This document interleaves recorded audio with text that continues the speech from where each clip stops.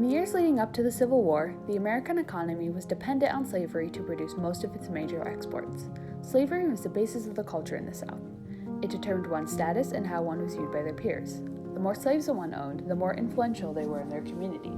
Slavery controlled every aspect of a slave's life: where they were, what they were doing at any point in the day, and why. Since slavery was such a large aspect of life in the South, it impacted almost everything in a Southern society, including religion. Slave owners would pick and manipulate pieces of the Bible in order to justify slavery in the eyes of God, to their peers, and to themselves. This created a juxtaposition between real Christianity, a slave owner's Christianity, and a slave's Christianity that paved the way to modern Christianity and culture in the South. The progressive Christianity that was prevalent in the North was very rarely found in the South. The Bible was viewed very differently in the South than in the North.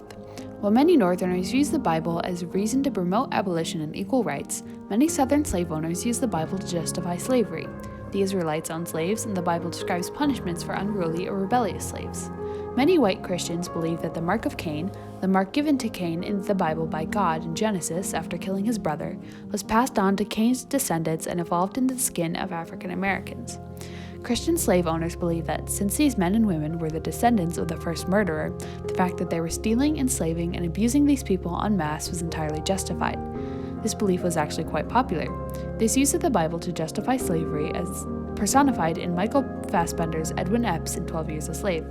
On the plantation, Epps reads segments of the Bible that justify slavery to his slaves.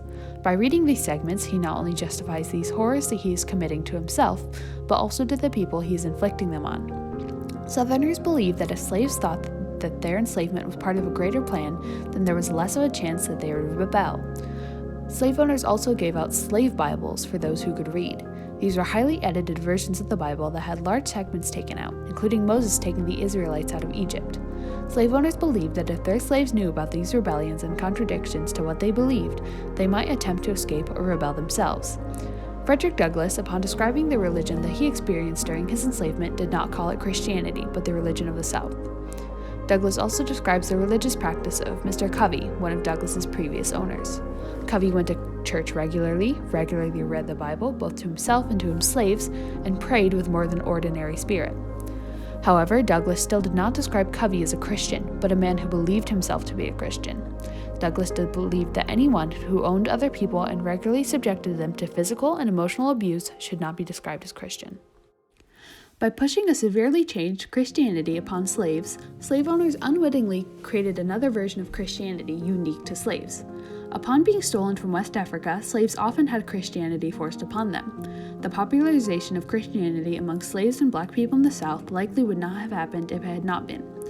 The Southern religion was integrated to every aspect of their lives, including punishments.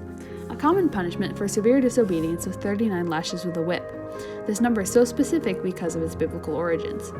West African countries commonly had their own unique religions, but many practiced Islam. The fact that slaves were forced to convert to Christianity did not mean that they completely abandoned their religions and traditions, but combined the two into something unique to slave culture. This amalgam of West African religion and American Christianity resulted in spirituals and a new cuisine with an emphasis on communal eating. This is displayed in the Underground Railroad when the slaves put all of their rations together to make a family-style meal, during which they celebrated, danced, and prayed. The spiritual sung in 12 Years a Slave served as a way to distract oneself from long and tedious hours of work, and as a reminder about where they and their family came from. The effects of slavery are still strongly felt around the country, but especially in the South. Some Southern white supremacists make arguments that they are superior to black people using the mark of Cain and specific Bible verses that justify slavery. The systematic separation of black people and white people that was common in the South resulted in the formation of modern-day black churches. Although the premise is essentially the same, these churches offer a very different experience than other churches. The spirituals sung by the slaves evolved over time into gospel music, and the food and traditions created by slave culture evolved over time into other specific cultures around the world, like the Cajun culture in modern New Orleans and the Black Wall Street in Tulsa, Oklahoma before the race riots. The combination of Northern Christianity, the religion of the South, and West African traditions resulted in a unique slavery-based culture that was the focal point of society in the South, the effects of which are still felt heavily today in modern religion and customs.